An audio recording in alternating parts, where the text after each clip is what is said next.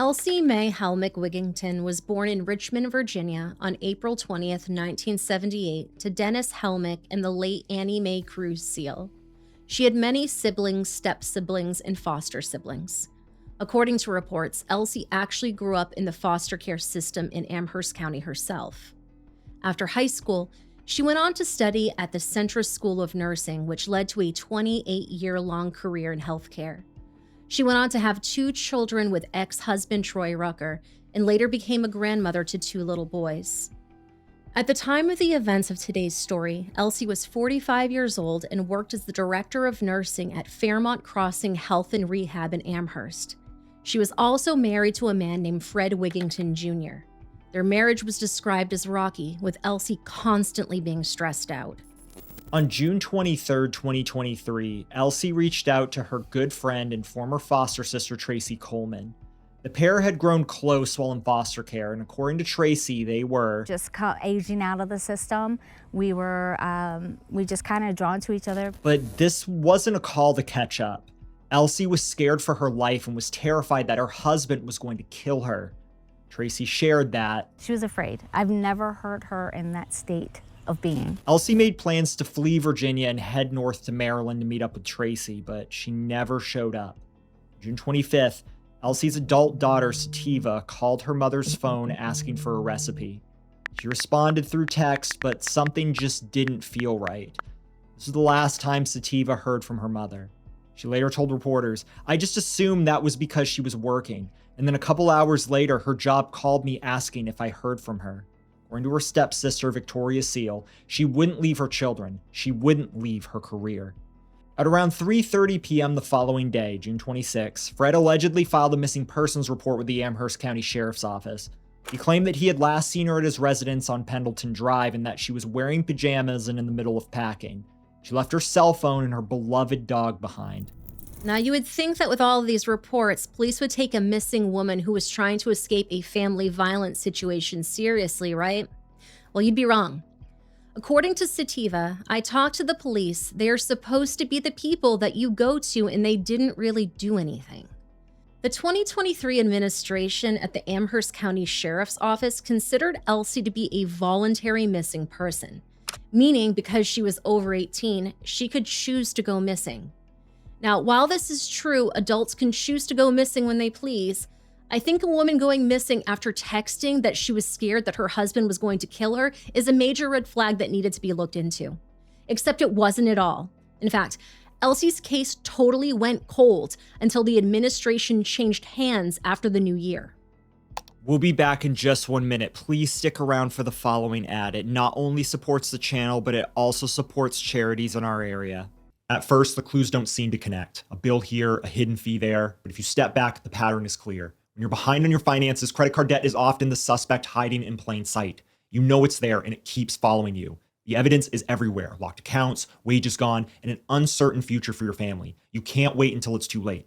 That's why I'm glad that this week's episode has been brought to you by PDS Debt. They have already helped hundreds of thousands of people escape debt, and they can help you too. Whether you are struggling with credit cards, personal loans, or medical bills, PDS Debt has custom options to help you get out of debt. They go beyond the numbers to understand your unique financial situation and craft a personalized plan designed just for you.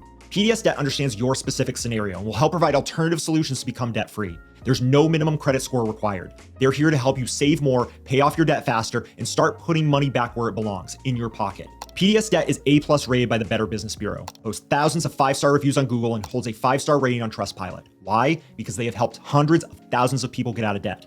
After really spending time getting to know how PDS Debt works, they are who I would call if I needed to get out of debt. If you're in trouble, know that you are 30 seconds away from being debt-free. Get your free assessment and find the best option for you right now at pdsdebt.com/TMM. That's pdsdebt.com/TMM. pdsdebt.com/TMM. Thanks, and back to the episode. In May of 2024, the Aware Foundation of Virginia joined the search for Elsie. They released a missing persons poster on their social media account, which described Elsie as 5 foot 4 inches tall, 185 pounds, with brown hair and brown eyes. Anyone with any information was asked to contact Lieutenant Jones of the Amherst County Sheriff's Office.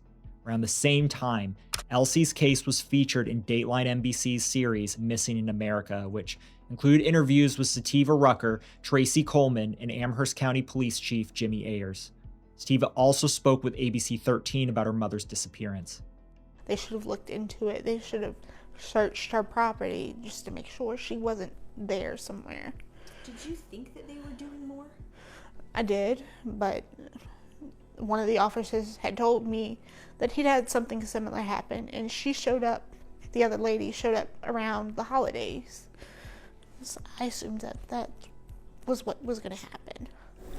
And then she didn't show up around the holidays? No. What message do you have for her if she's out there? I just want to know that she's safe. If she's safe and she doesn't want to come back, that's fine. I just want to know she's safe. In addition, Elsie's family held a press conference to praise the efforts of the new administration and to stand together to find justice for their missing sister. In the right direction. So for that, we are thankful, and we just want to thank the community, the reporters, everybody here for getting the word out there. Without your support, this probably would have continued to be unheard of, and we would have struggled, just to get her name out in the media and her face out in the media.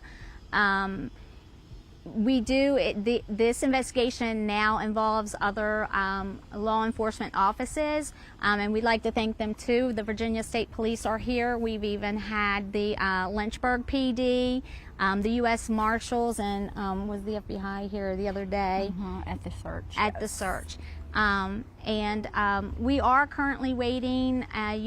This isn't like a TV show. It takes time for them to get results back from any evidence that they may have gathered at the scenes. They have searched more than one place, and I'm sure that they will continue to search other places as information arises. Yep, absolutely. Like I said, things are moving pretty fast, so they're back to back with all this. So hopefully they'll get a good source, good amount of evidence, and we can go ahead and get justice for Elsie. And that is what we are here for. We are here for justice for Elsie. Our sister is not here to speak for herself. So that's what family does. Family picks up and they do what they have to do. Yeah, we will be your voice, Elsie, and we will be the voice for other women in your situation as well. So we are going to end violence one way, one day, one way or another. With the help of Sheriff Ayers and the anniversary of Elsie's disappearance approaching, her loved ones kicked the search for her into high gear, going door to door with flyers. Elsie Wiggington's family is nothing short of determined. They tell me they're just desperate for answers, so they're taking matters into their own hands. Today, they got a group together and passed out these flyers in Emerson and Elsie's neighborhood, hoping to spread the word. Loved ones say before she went missing, Wiggington feared for her life and had plans to escape to Maryland, but she never showed up. Her family filed a missing persons report with the Amherst County Sheriff's Office nearly a year ago. Now the Sheriff's Office, under a new sheriff, is taking a closer look at the case. Elsie's family tells me they're losing hope they'll find her alive, but they want to do their part to help get some closure. We're going to keep going until we find our answer, so we won't stop until we find out what happened. And if someone did do something, we will find out who did it, and we won't stop until we do. Elsie's family says she's a dedicated nurse and she never would have let her nursing license expire, so they're incredibly worried about her. Now, the Amherst County Sheriff's Office says that this is a very active investigation and they're doing everything they can to find Elsie. If you know anything at all about where she may be, you're asked to contact them. On July 9th, 2024, the home located on Pendleton Drive that Elsie shared with Fred was searched by law enforcement. We're learning about a search happening right now at a home of a missing Amherst County woman, Elsie Wiggington. It's the last known place that she lived. ABC 13's Alexia Stanbridge was first on scene. She joins us live near Braxton Bridge Road and Pendleton Drive. Hey there, Alexia, what can you tell us? Paige, deputies tell us they're searching down this road. You can see there's an officer posted right here, so we're not allowed beyond this point at this point. Now, the Sheriff's Office tells me that they're using many resources, including canines. Authorities say they're prepared to be here all day if needed. The sheriff says he's not optimistic they'll find her alive. He said they decided to search the property at this point because of the investigation and interviews that they conducted. Now, we will keep you updated on any new developments. According to Sheriff Ayers, his agency was being assisted by both the U.S. Marshals and the Virginia State Police with canine units. He shared that the 1.5-acre property was covered in debris, which was going to take a while to sort through. At around 8:30 a.m. on August 14th, 2024, investigators discovered human remains on the property that Fred and Elsie shared together. Fred was initially charged with concealment of a dead body, but those charges were later upgraded to second-degree murder and concealment of a firearm, and finally, first-degree murder. He was taken into custody and housed at the Blue Ridge Regional Jail without bond, although some publications claim that it was the Middle River Regional Jail. Maybe he went to both. That same day, the Amherst County Sheriff's Office announced their findings in a press release. News station WSLS 10 spoke with Elsie's family about the discovery. Here on this property where law enforcement believe they found the remains of Elsie Wiggington. Now this comes well after a year since she disappeared, and her family tells me that with this new finding and an arrest, they're moving towards closure. We're slowly picking the pieces up and putting everything together. When Elsie Wiggington disappeared last June, her sister Victoria Seal didn't know if they'd ever get answers. We all can agree the old administration dropped the ball. Law enforcement searched the property Elsie shared with her husband Frederick Wiggington for the second time Wednesday. What was the first thing that went through your head when you heard that there were remains found? It was a bittersweet moment. I was happy. Of course, there's always that glimmer of hope that she may still be out there, but I think that myself and the family, we kind of knew that this was going to be the end result. On August 20th, 2024, the medical examiner's office confirmed that the remains were indeed those of Elsie Mae Wiggington. And the Amherst County Sheriff's Office released a formal statement subsequently. According to her stepsister Victoria, she was located beneath a slab of concrete. To find her on this property, how was that for you?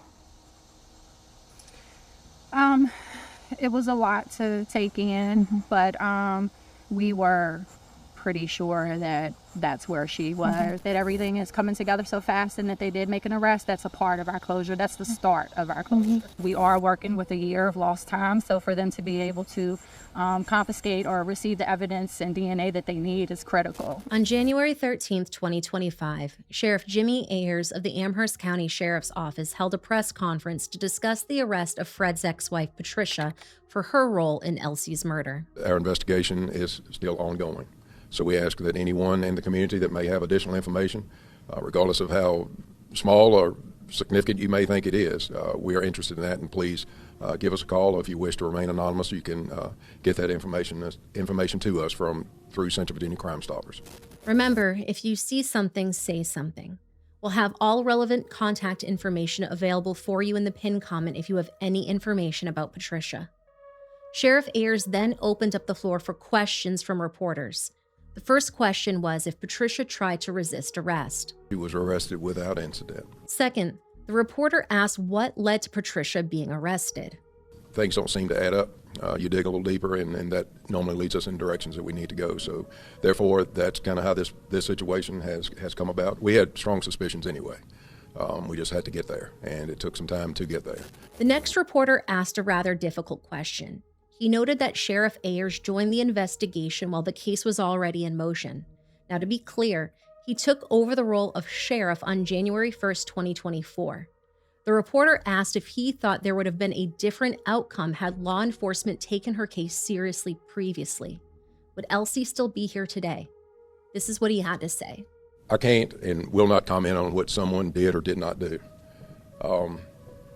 Next year, I will have been in this business for 40 years.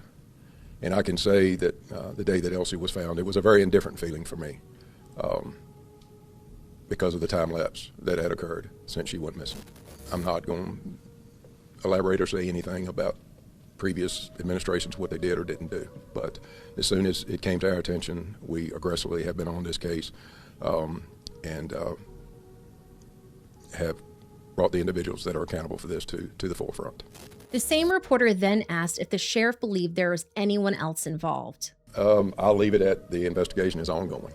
And as I said earlier, anyone in the community that may know anything or be able to help us, to please let us know. Again, we'll have that contact information available for you in the pinned comment. The next reporter asked if Pamela was married to Fred before Fred was married to Elsie. That's correct. Patricia was an ex-wife prior to Elsie. After a long pause, the same reporter followed up by asking if Patricia was living in Elsie's house when she was arrested. No, she was living there at the time that Fred Wiggington was arrested, but she has since moved from that location on Pendleton Drive and is now living in Madison Heights. To give a little more clarification here, Patricia actually moved in with Fred the same weekend that Elsie was murdered. Again, The same reporter asked when Fred was arrested and speculated the date of August 14th. I feel like maybe he should have come to the press conference prepared or maybe Googled this information. I also feel like the sheriff might be getting annoyed with this one guy, and I really don't blame him. That sounds correct. I don't have that information in front. That is correct. So at that time, she would have been living there. She was living there at that time. That is correct. The next reporter had questions about what Patricia's charges mean. She kept referencing it as conspiracy, but it was actually accessory after the fact. Some publications have listed her charges as obstruction as well. Accessory after the fact. Accessory after the fact could be an individual that gives information that tries to elude law enforcement or send them in a different direction or cover up or hide any type of information. Obstruction is that if you give information to mislead or obstruct an investigation. So, the accessory of after the fact is that there were things done after the fact of the initial incident that afforded and or aided the situation itself to happen. To give more clarification here, Patricia was interviewed by the police on 3 occasions. On May 23, 2024, she told investigators that she didn't know what happened to Elsie and claimed that Fred said that she was still alive. On July 9th, she claimed that Elsie had simply left and that Fred would never hurt her. It wasn't until August 19th that she finally changed her tune and, I quote, admitted to law enforcement she withheld information, advising Fred told her he hurt Elsie, that he killed Elsie, and that he buried her under the concrete. This is ultimately what led to Patricia's arrest. Another reporter asked what kind of penalties Patricia is looking at. It's like everyone keeps ignoring the fact that this isn't up to the sheriff. I'd have to look at the code section to see exactly what penalties this carries. I can't shoot it from the cuff. I don't know. After another long pause, another reporter asked if Sheriff Ayers has spoken with Elsie's family and what their reaction to another individual being arrested was. I have spoken with Elsie's sister, who is sitting here today. Y'all feel free if she's willing. Y'all talk to her. But the family has been very cooperative throughout the entire investigation. And I can't speak to how this makes them feel. This additional arrest here today. But hopefully, what we've done has brought some closure for them. Never will we replace Elsie by any means, but hopefully it has brought some closure to the family. We both seriously hope that the reporters did not harass Elsie's sister after the press conference. Patricia Wiggington appeared in court days later on January 16th, where she was granted a $2,500 bond and ordered to have no contact with Fred. Disappointed with this outcome, Elsie's sister, Mary Jordan, shared that, to me, that's not enough for her, justice-wise. She's allowed to go back to doing what she was doing before she was arrested, with no condolence to my sister whatsoever. She misled police for over a year, lived in the trailer that my sister was buried underneath for over a year, and still would not confess to anything to the police. She's had almost 2 years to sit here and do whatever she wants to do, with no condolence to the family at all. It just hurts because, to me, she took my sister's life just as well, knowing what had happened to her and not saying anything, and not having remorse that, hey, this person is living underneath me, dead. Life in prison without the possibility of parole. Just the fact of knowing that she moved in 24 hours after my sister was murdered and lived there for a whole entire year. How could somebody that was married to the murderer and still think she's married to him not say more to the police? I'm hoping the Commonwealth will bring more charges to this lady. I really do. I think she's just as guilty as Fred.